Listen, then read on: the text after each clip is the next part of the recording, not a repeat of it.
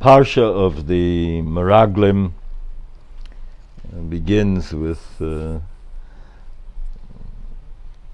decision that's Klal Yisrael's interest, their desire, Moshe sympathetic to want to involve them in the transition, says the Malbim, from living on a miraculous level as they were living in the Midbar, to make the transition to Hashgacha Tivit rather than Hashgacha Nisit, the providential guidance in the Midbar was all miraculous. They were sustained, supported by the Mon, by the bear of Miriam, and protected by the Yananei HaKovod. And they understood, Klal Yisrael, that the Ribbon Shalom's, there's more Kvod Shemayim in taking the material world and upgrading it to the dimension of spirituality. That's why man was created. The Ribbon Shalom has no need of other angels, no need of anything, but the Ribbon Shalom, for some reason in his infinite wisdom, wanted to create the ultimate paradox of taking the material and allowing the supreme creature of creation, man, to gather together the energy of spirituality that is inherent in the material world and bring it up to spirituality. Some of you may have heard me told the story of in the past, but I always work from the premise that a reasonably good story is like a melody. You can hear it again a second time if you like it. So apologies to those who've heard it, and can apologize to those who may not enjoy it in advance if they heard it the first time. But I think it's a good analogy. The story of a Jew on a blazingly hot New York humid August day.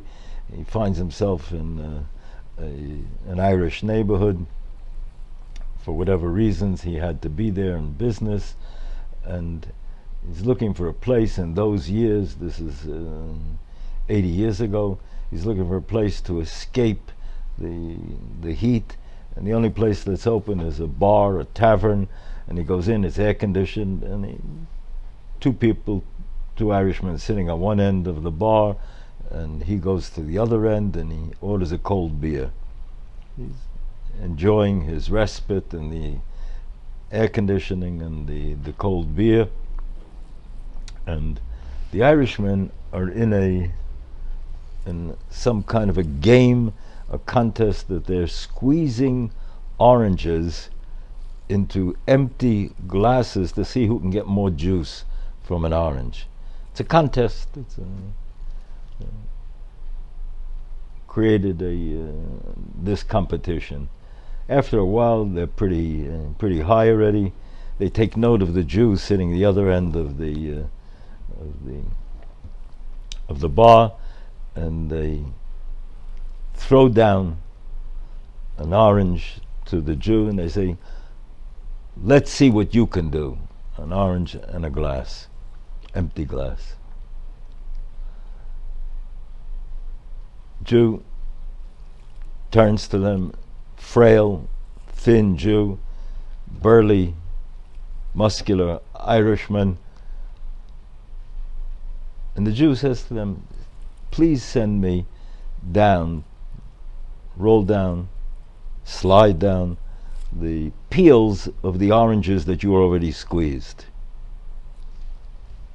A little bit rather amazed at his request, but they do so. And this Jew takes the peels and he squeezes the peels over the empty glass and gets an overflowing glass of juice. They're shocked. They're amazed. How did you do that? To which this little frail Yid responds, I'm a fundraiser for a Jewish organization. So, to whatever extent it is true of fundraising, I would like to use the analogy for another idea. The world, the material world, are orange peels. And we have been asked and equipped to be able to squeeze the spirituality, the juice, the sparks of connection to the source, these sparks of spirituality, of truth, of light, of awe, that reside in all of the material world. And there's a program how to do it. Yes, you have to follow the program, otherwise you can't do it. Program to do it is the Torah, the Halacha. The Rebbeinu Shem has given Am Yisrael the capacity that those sparks of sanctity that were diffused in the world once when Adam Arishon, by the Chet of Adam Arishon, and now there was a challenge to retrieve them and bring them back. There was a moment at Sinai where it seemed to come to all together again, and then quickly the fall again of the nation through the creation of the Egel HaZohav, but there was and then again a dispersion of those sparks of sanctity that have to be retrieved and resuscitated and redirected that energy.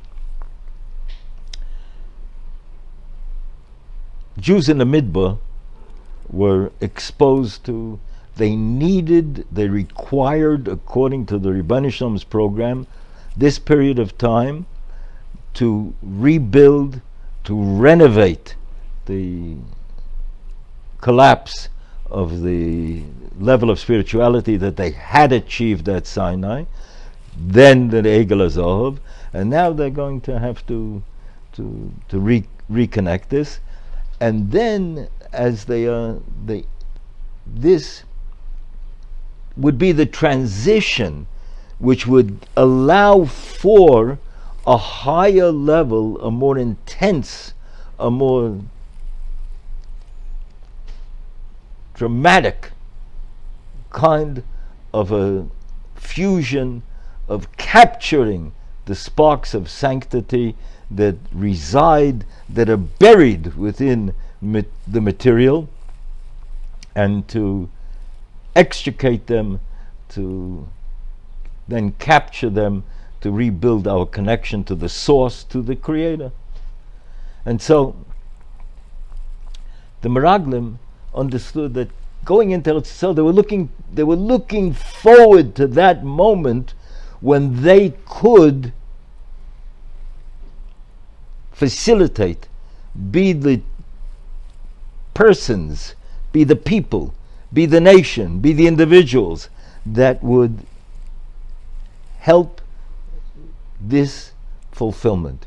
And Eretz Yisrael is a different kind of land. It's not a land like every other land, and the land is, in a certain sense, a midway between mere materialism, all materialism, and Shemayim and spirituality. It's a different kind of a land, but it's land. It's land, and the soil is to be tilled, and the to be worked and to be built, and Klal Yisrael is to capture the Rebbeinu Shem meeting them halfway, capture this spirituality in giving them a land that is different than every other land. It's a living land. We've mentioned that they quoted the Tzor Mor, one of the Gerushei Svod, phenomenal how he, in all his peregrinations and wanderings, he continued his Pirush, though expelled from Spain, from his home, and from memory. But he talks about the connection there. Klal Yisrael is being required that Eretz Yisrael is Artzos HaChaim. He says in Parashat Bahar, Artzos HaChaim is not just Olam Haba, it also, Eretz Yisrael is Artzos HaChaim. It's a living land. It's a living land. And why is it a living land? So we've tried to understand that the difference between somebody a chai and a mes is mitzvahs. That the chofshim in a mitzvahs, the nifta. Some may recollect that we connected this to our question of how is it that all of the time of Avelis Lo Aleinu, that there is an injunction, a mitzvah to do more mitzvahs on behalf of the nifta that will accrue to his credit. Last week's Haftorah, v'nasati lecho mahalchim b'na'um d'me'ela, I've rendered you mobile amongst others that are stationary. That a malach is usually called stationary. He's programmed. He doesn't have choices to make. A human being is called a holech. He has choices. He makes decisions. One would think that after somebody departs this earthly existence, he's no longer making choices. He's no longer a holech. Says the Chassam Sefer. But if somebody leaves over a sphere of influence, children, talmidim, friends, family, that they, as a result of the input that he had in his lifetime, they are doing mitzvahs today, though he physically is gone, spiritually it's accruing to his credit. He's still mobile and still steiging, he's still in a growth pattern, even in Olam Haba. That would correspond to the Vilna Gaon's drash on the posik that that there'll be the Yom HaGodel VaNeira, that there'll be another Yom HaDin when Mashiach comes, the ultimate climax of this global sphere of material existence. But the question is that one is judged when one departs this and the soul separates from the body. Says the Goy, yeah, but it's as if, of course the Rebbeinu Shem knows everything. That's the old question of predestination, and we've talked about that. And Yetzer Hashem, we could talk about that, and others talk about that very well. But put aside that question, it's treated as if all the data is not yet put into the computer until the climax of history, because we don't know when the great-great-great-great-grandson of the fellow that you're Makarev today, or the one you could have been Makarev and you weren't Makarev, where they wind up. And it's that information, when that, as it were, Kaviyochel, is put into the computer, then only will there be the ultimate judgment, a Godel VaNeira, as a. So the Meraglim had this kind of a rationalization that according to the Malbim, that they were going on the premise that there'll be more kvod shamayim as we make it. There's an overdraft of isarusa de leila, the influence, impact, energy of spirituality coming from above during the midbar. Now, moving towards Eretz Yisrael. True, this Eretz Yisrael is a living land, it's a different kind of land, it's a land that has halacha, it's a living reality, and therefore it's called Artzos HaChaim, and therefore it has to be treated with a different kind of kovod, with a different kind of respect and deference, this land. It's a living reality. And that's the difference, again, between Mes and Chai. And that's why before somebody can enter into a velus, mourning with integrity, he has to be tayim, has to taste a tam, a taste of Misa. According to the Babli, it's just Torah, it's Isaac mitzvah that of the Levaya. But according to Yerushalmi, it's clear that there's a clear mashmos over there that the etzem state of not doing mitzvahs is covered a mess. During Avelus, more mitzvahs. During Aninus, no mitzvahs.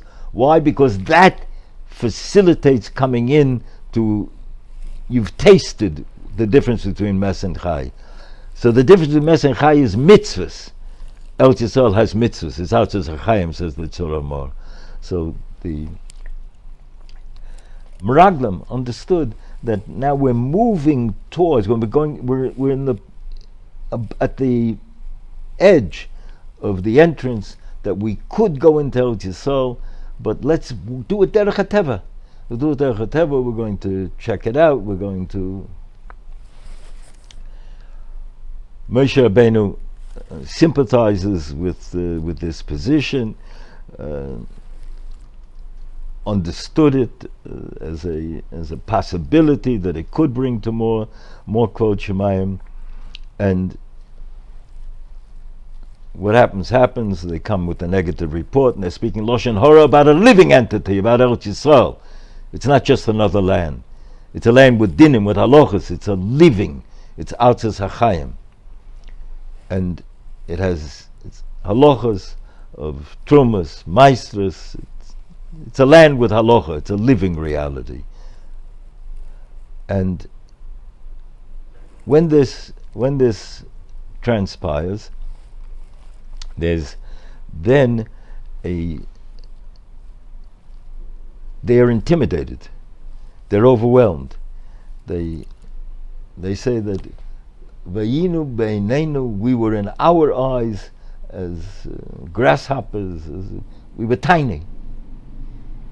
And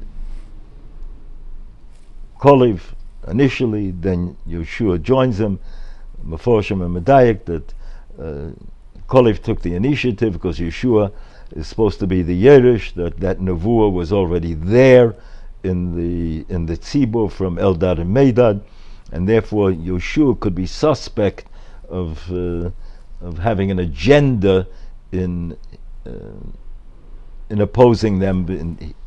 He wants to go and tell Yisrael Moshe Rabbeinu is not going to win the wars over there. That's already been, there's a nevuah like that on the table. And so, but then he joins them, and Yeshua and Kolev say, Lachmeinuhem. It's because you, in your eyes, saw yourself as being overwhelmed.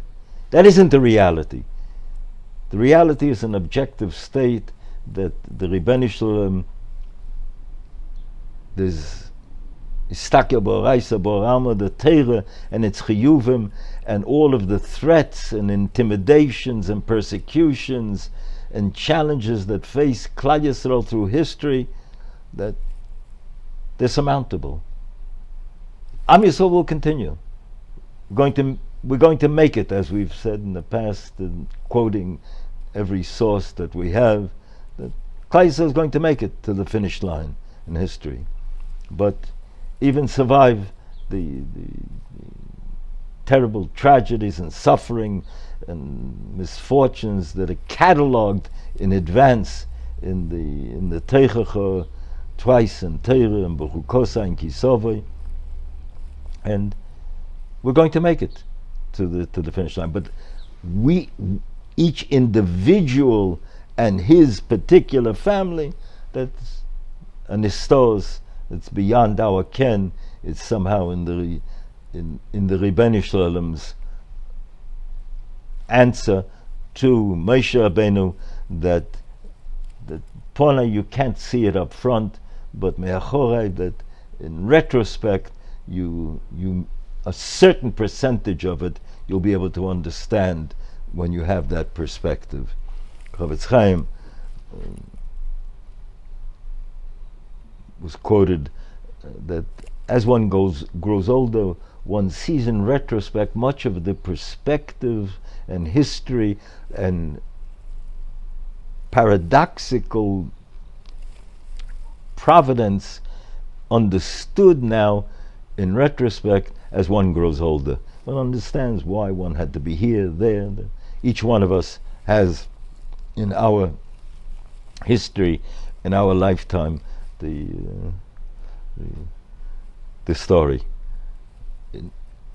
resurfacing and manifesting itself.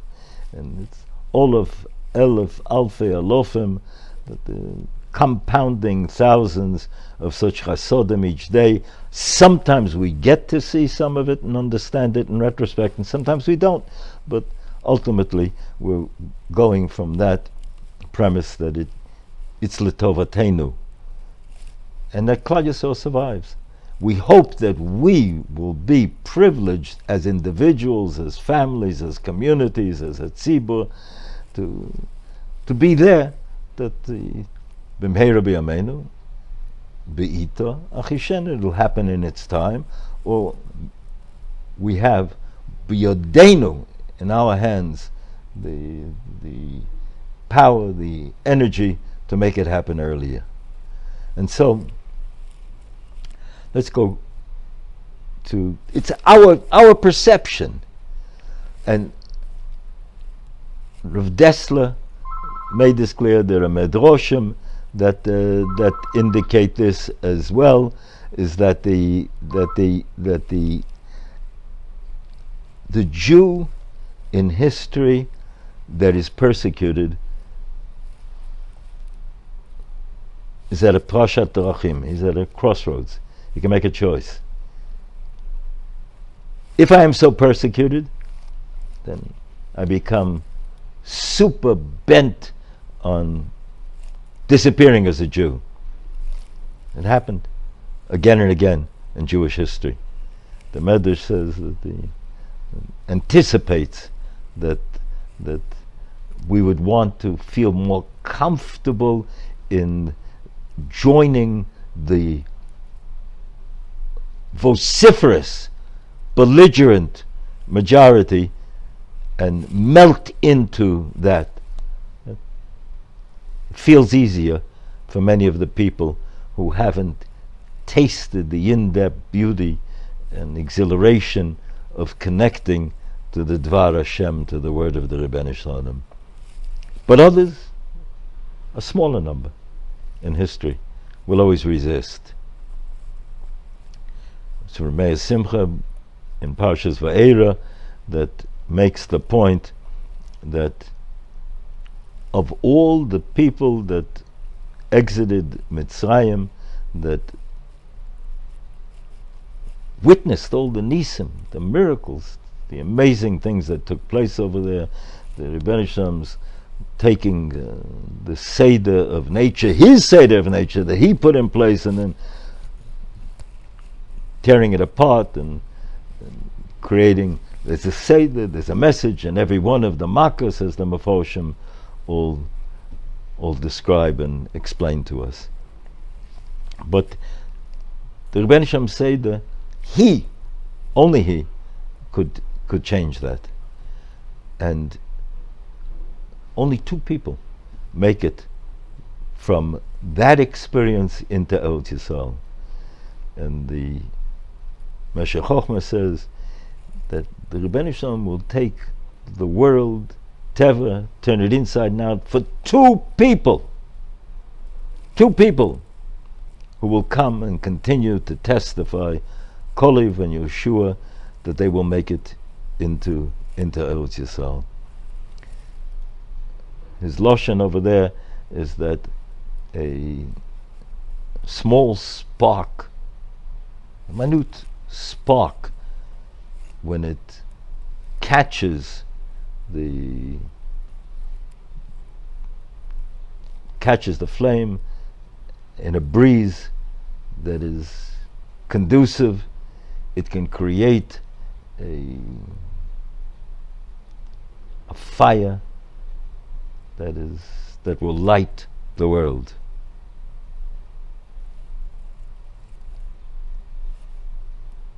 Every Jew has to remember that in history, outnumbered, outpowered again and again and again.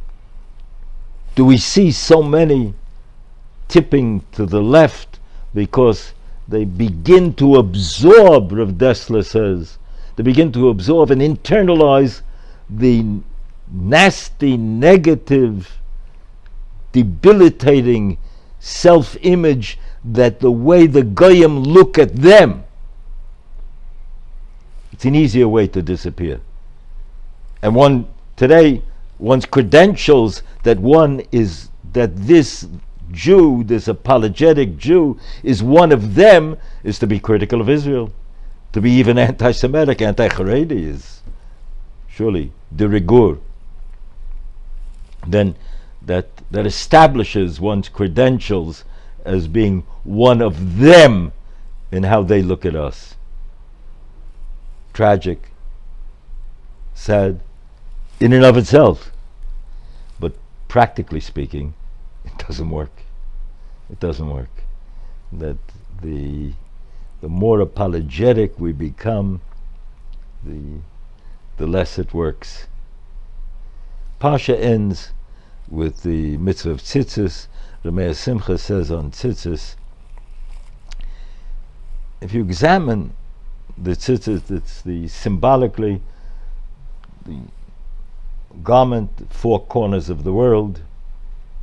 The strings of the tzitzis contribute nothing to they're not woven into the fabric of the garment, the primary garment, and they don't contribute to the warmth, they don't contribute to the beauty, the craftsmanship of it. They're just raw strings that are hanging there. That symbolizes man's invitation that the Rebbeinu Shalom has left creation with space, with what to do, to be mashlim, to complete. And that is man's invitation. And the Jew, quickly, some may recollect that the Netziv in Parashat Noach talks about Shem and Yafet, the different rewards they get, how they got to those rewards. The Netziv, we talked about it in Parashat Noach, but just the climax is that Yofi, beauty, will be given to Yefet, and Yafta Lakim the Yefet, the Yishkon be the ideal. It should be harnessed for truth. Beauty doesn't always coincide with truth. Sometimes yes, sometimes not. It is a sense of awe and wisdom. Rav Shamshon Raphael Hirsch talks about it early on in Parshas Bereishis, that the aesthetic allows man to rise above the merely bestial. But if it ends there, some of the greatest artists in the world have been vicious, hostile, nasty, evil people. And rather too frequently, much too frequently, anti-Semitic. The Wagner,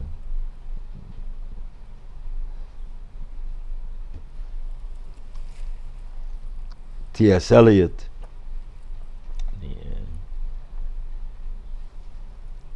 vicious. Again and again in history.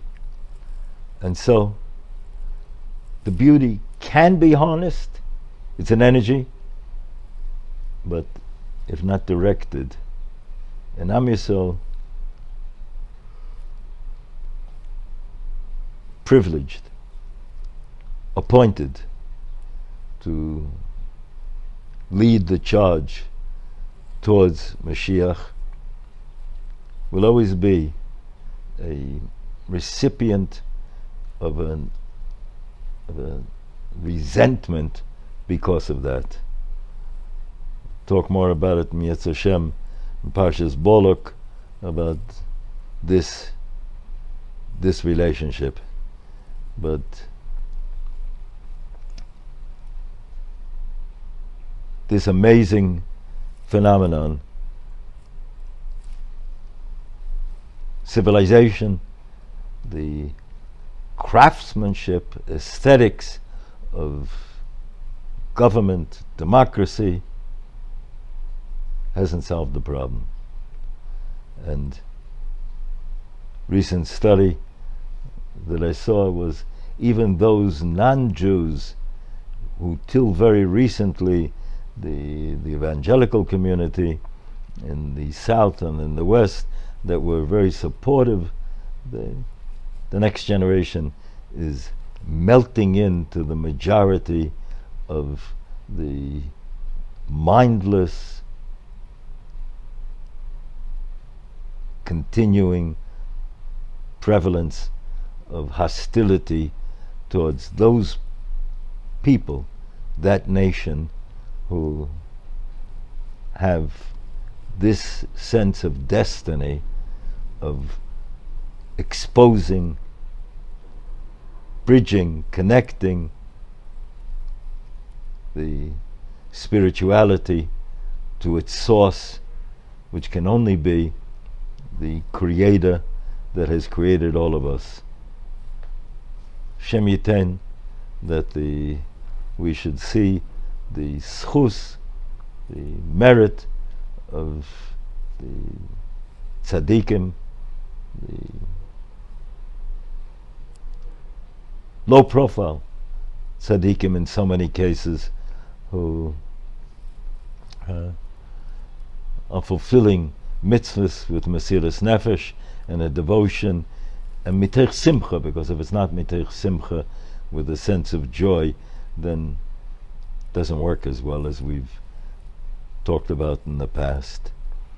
And of course, the high profile tzaddikim, manhigim of the Dor, who take acharayas to mentoring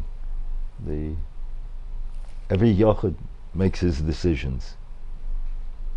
He's a holech, every individual. He can listen or he can't listen. He can go to the right or to the left. Shem Yitein, that we should all have the siyata deshmaya, to have the schus, to bring more kvod shemayim, to weave more of the unwoven threads of the resources of the Bria into the universe, that there should be more kvod shemayim, v'kiddush Hashem, Hashem Yitein, b'mheira b'yameinu, Amen.